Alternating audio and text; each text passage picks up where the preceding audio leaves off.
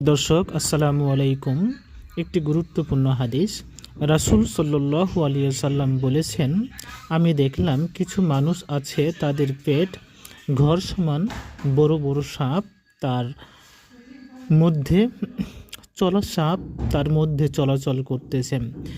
এত বড় বড় সাপ পেটের ভিতরে চলাচল করতেছে এবং বাইরে থেকে দেখা যাচ্ছে।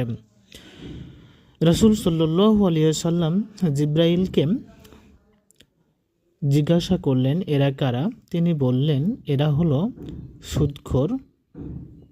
সহিহ মুসলিম হাদিস থেকে বর্ণনা করা হয়েছে। তো আমরা সুদ থেকে নিজেকে বিরত রাখব। রাসূল সাল্লাল্লাহু আলাইহি ওয়াসাল্লাম আরও বলেছেন, বান্দা যখন গুনাহ করে, কোনো পাপ কাজ করে, তারপর স্বীকার করে অনুতপ্ত হয়, আল্লাহর কাছে ক্ষমা চাই, মহান আল্লাহ তাআলা তার বান্দাকে ক্ষমা করে দেন, মাফ করে দেন। বুখারী মুসলিম শরীফ থেকে এই হাদিসটি এসেছে। তাহলে আসুন দিনের পথে, কোরআনের পথে এবং আল্লাহর কাছে ক্ষমা চেয়ে নিজের ভুল ত্রুটিগুলো শুধরে নিই এবং আল্লাহর কাজ করি।